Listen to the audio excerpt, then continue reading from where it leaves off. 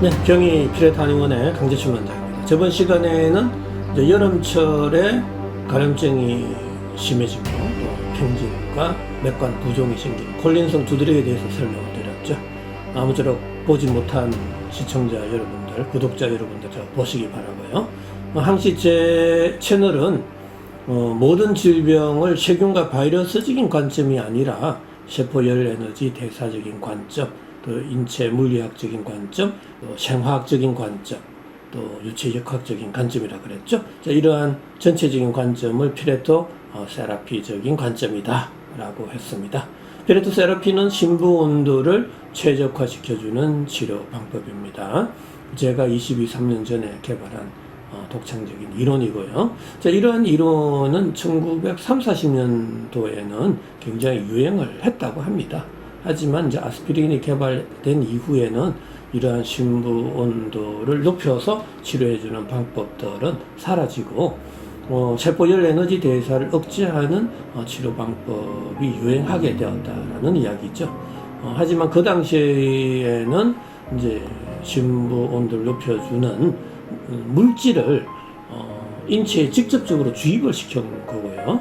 또 아스피린과 같은 이제 약제들은 심부온도 피부온도를 동시에 낮춰버리죠. 어떤 경우든 부작용이 둘 다 심했다라는 겁니다. 하지만은 아스피린 같은 경우는 소염, 진통, 해열이 바로 되기 때문에 효과가 적효적이었죠. 피레토 세라피적인 방법은 효과도 있었지만 부작용까지 또 있다 보니까 다 사장이 된 학문이 되어버렸습니다. 치료 방법이 이제 사라진 거죠. 하지만 저 같은 경우는 직접적으로 주사기에 뭐 어떤 물질을 넣어서 주입하는 것이 아니라 자연적인 생활 운동 시기 또 약물요법을 통해서 심부 온도를 최적화시켜주는 방식입니다. 그래서 전혀 부작용이 없는 거죠. 우리가 뭐 옷을 입거나 밥을 먹거나 따뜻한 집에서 잠을 자는 그러한 행위들이 부작용이 있는 건 아니잖아요.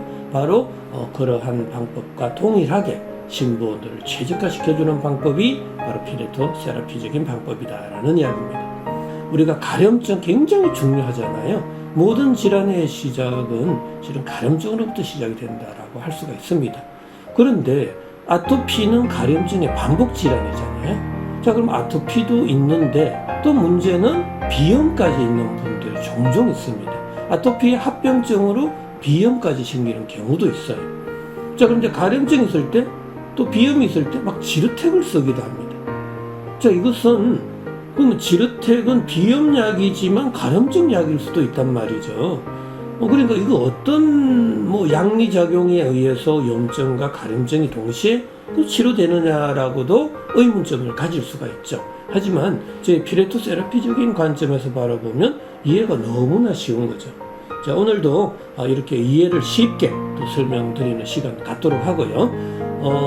이 비염, 가려움증, 아토피를 설명하기 전에 제가 간단하게 피레토 세라피에 대한 이론적인 근거들 간단하게 설명드리고 또 시작하겠습니다.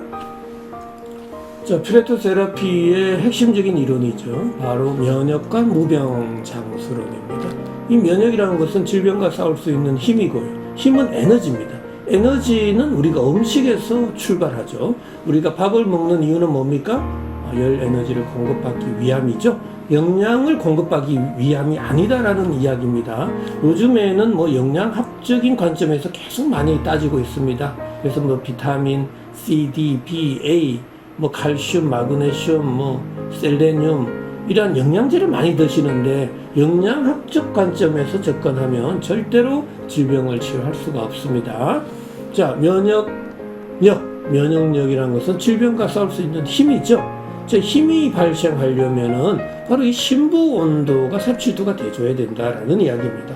이 심부 온도라는 것은 뇌를 포함한 오장육부의 온도고요. 항시 37도일 때 무병장수할 수 있다라는 이야기입니다. 신부온도가 빨리 이렇게 내려가면 내려갈수록 요절할 수밖에 없다. 질병에 빨리 노출이 될 수밖에 없다라는 이야기입니다. 자, 신부온도가 내려가는 것은 바로 면역력이 떨어지는 거죠. 그런데 이 신부온도라는 것은 뇌를 포함한 오장육부의 온도, 피부온도라는 것은 두피를 포함한 사지의 온도인데, 신부온도가 올라갈 때는 피부온도가 내려가고 신부온도가 내려갈 때는 피부온도가 올라간다. 자, 피부온도가 이렇게 올라갈 때 다양한 염증성의 증상이나 질환이 발생한다라는 이야기입니다. 이거는 반드시 기억해 주셔야 돼요. 자, 그런데 이 신부온도가 일시적으로 순간적으로 잠시 올라갔다 잠시 내려갈 수 있다라는 이야기죠. 자, 그럴 경우에서는 큰 병이 생기지 않을 수가 있습니다. 하지만 신부온도가 이렇게 장기간 내려갔을 때 우리가 생리적, 병리적 변화가 생긴다라는 거죠. 제 연구에 의하면 바로 4가지 현상이 생긴다라는 건데, 하나는 피부온도가 올라간단 말이에요. 두 번째로는 표면 장력은 약해지고 또 억력이 강해져 버려요. 압력과 밀도가 낮은 공간으로 밀어내는 이 억력이 강해질 때 조직들은 윤기, 팽창, 돌출과 같은 또 단백질의 변성, 유전자의 변이, 돌연 변이가 생긴다라는 이야기입니다.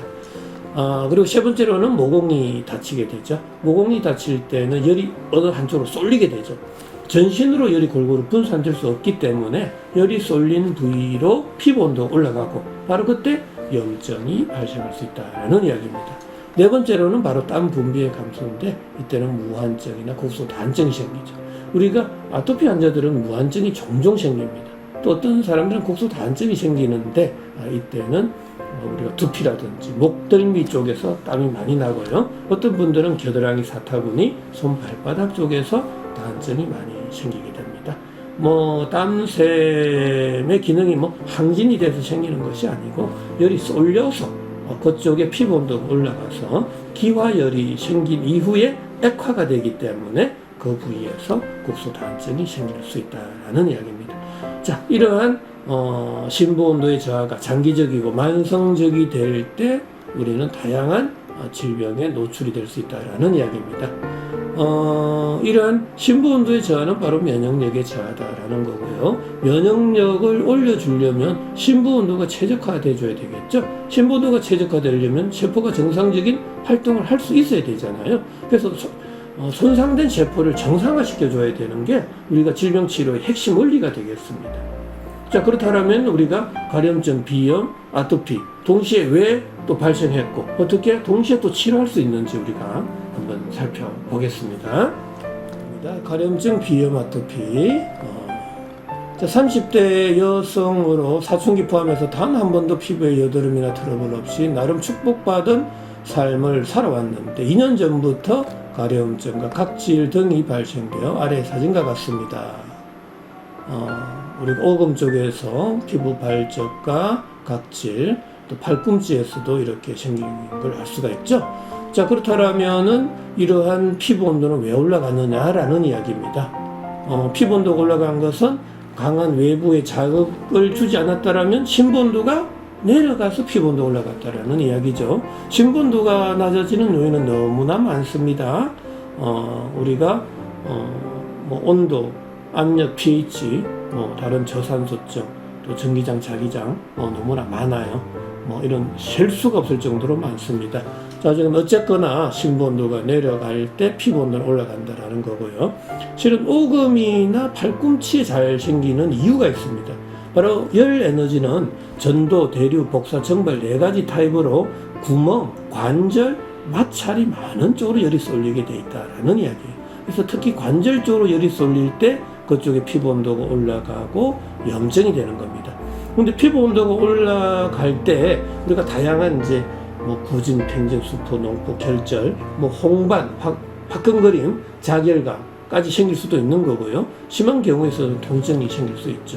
자, 열 에너지가 가감하게 방출이 안 될 때는 강제적으로 열을 빼내게 되잖아요. 그때 바로 가려움증이 생기는 거죠. 자, 가려움증이 생기면서 관절 부위에 특히 염증이 심할 때, 또 만성화되면서 태선화 현상, 피부가 두터워지는 현상이 생길 때 아토피라고 할 수 있죠. 자, 그러니까 가려움증과 아토피는 정말 불가분의 관계다라는 걸 알 수가 있습니다. 자, 이러한 상태에 있어서 신부 온도가 내려가게 되면 손발끝에서 모공이 닫혀버리는 거예요. 그럼 그 이후에 우리는 밥을 먹고 활동을 하면 열은 발생하고 그 열 에너지가 조금 전에도 말씀드린 구멍, 관절, 마찰이 많은 쪽 열이 쏠린다 그랬죠. 만약 그게 구멍이 있는 코 구멍으로 열이 쏠릴 경우에 있어서는 코 점막의 온도가 올라가고 바로 그 코 점막의 온도가 올라가는 게 비염이 된다라는 이야기입니다. 자, 그런데 이때 비염약으로 지르텍을 쓰게 된단 말이죠. 근데 지르텍을 쓰면 비염도 좋아지고 가려움증도 진정이 돼요. 그 이유는 이 지르텍은 심부온도 피부온도 둘 다 낮춰버리는 약입니다. 자, 심부온도 피부온도 둘 다 낮춰버리면 피부온도가 낮아지잖아요. 그러니까 염증이 치료되는 거고 당연히 속의 온도가 낮아져 버리니까 강제적으로 열을 빼낼 필요가 없어지잖아요. 그러니까 가려움증이 치료되는 거예요. 하지만 단점이 있는 거죠. 피부 온도가 내려갈 때 가려움증과 염증은 치료될 수 있겠지만 심부 온도가 내려가니까 모공은 더더욱 다치고 그 이후에 밥을 먹고 활동을 하면 열은 발생하고 그 열 에너지는 또 구멍, 관절, 마찰이 많아지고 열이 쏠리게 되거든요. 그럼 비염 증상은 다시 심해지고 관절 쪽에 가려움증도 또 나타나니까 가려움증, 비염, 아토피가 치료가 되지 않는 만성화되고 장기화될 수밖에 없다라는 이야기입니다. 자, 그럴 경우에 있어서는 한번 아토피나 비염이 걸리면 정말 낫기 어려운 상태로 된다라는 이야기예요. 그래서 우리 한의원에 내원하시는 분들은 적어도 20년, 30년 된 장기 환자들이 종종 많이 오게 됩니다. 정말 저로서는 너무나 안타까운 일이다라고 저는 생각하고 있습니다. 자, 그리고 정상으로는 매끈했던 피부가 건조 붉어지고 아침에 일어나면 각질이 많이 생겨 있습니다. 당연하죠. 열이 쏠리는 곳으로 피부 온도는 올라가고 또 모공이 닫혀서 피부는 건조해지잖아요. 그러면은 심한 경우에 있어서는 또 갈라지고 가로 세로 갈라지다 보면 똘똘 말리게 되죠. 피부가 두터워지게 됩니다. 그리고 이 모공이 닫히게 되면 피부의 수분 공급량은 줄어들고 그때 각질 세포 간의 점착성이 자꾸 감소하게 되죠. 그때 각질과 각질 사이에는 점착성이 없어지다 보니까 붙들어 이렇게 잡아매줘야 되는데 우리가 붙들어 맬 수 있는 힘이 없어진다라는 이야기입니다. 바로 그때 각질 세포가 떨어져 나가게 되죠. 탈락성의 증상이 생기게 되겠죠. 각질, 비듬, 인설과 같은 증상들이 생길 수 있다라는 이야기입니다. 자, 그리고 비염이 있어 재채기, 콧물 등이 나기도 합니다. 당연히 열 에너지가 위로 쏠리기 때문에 자꾸 코점막을 자극을 주겠죠. 자, 그때 열이 위로 쏠리니까 콧물이 나타날 수도 있다라는 이야기죠. 자, 콧물, 그 다음에 코점막의 비후, 그 다음에 자극을 주기 때문에 자꾸 재채기까지 나타날 수 있다라는 이야기입니다. 자, 당연히 아토피가 아닌지도 궁금합니다. 이 증상은 전형적인 아토피라 할 수 있습니다. 실은 이제는 그러면은 가려움증과 비염과 또 아토피를 동시에 우리가 치료해야 되잖아요. 자, 그러면 어떻게 치료해야 될까요? 저는 반드시 제시합니다. 3대 치료 원칙입니다. 낮아져 있는 몸속 온도는 끌어올려야 되고요. 닫혀져 있는 모공은 열어줘야 되고요. 또 높아져 있는 피부 온도는 낮춰줘야 됩니다. 근데 여기서 주의해야 될 게 있는데 피부 온도는 낮추고 모공을 열어줘야 되는데 외부에서 열을 가하면 모공은 열리지만 피부 온도 올라가 버리고요. 또 아이스팩을 대면 피부 온도는 내려가지만 모공은 닫혀버립니다. 자, 그리고 스테로이드 제제나 항생제 같은 세포의 열 에너지 대사를 억제하는 약을 쓰게 되면 심부온도 피부온도 둘 다 내려가요. 피부온도가 내려가면 통증과 가려움증과 염증은 진정될 수 있지만 심부온도가 내려가면 또다시 모공이 닫혀버립니다. 자, 그래서 굉장히 치료가 까다롭다라는 이야기예요. 하지만 저 같은 경우는 모공을 열면서 피부 온도를 낮추는 유일한 방법은 이 보이지 않는 심부 온도를 끌어올릴 때만 가능하다라는 이야기입니다.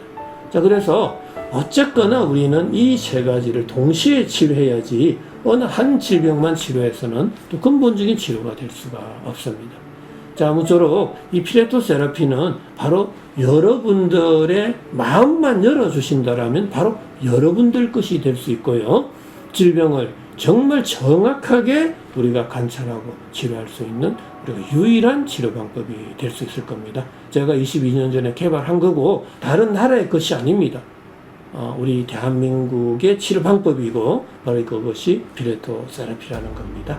피레토는 우리가 라틴어로 열을 의미합니다. 열 치료법인데 우리가 어떤 음식을 먹어야만 어떤 환경에서 잘 생활해야만 내 몸속에 있는 열 에너지가 정상화될 수 있고 잘 발생해서 또 잘 활용하고 잘 또 방출이 될 수 있는 방법을 연구하는 것이 바로 피레토 세라피다라는 이야기입니다. 자, 아무쪼록 건강하시고요. 오늘도 즐거운 하루 되시기 바랍니다.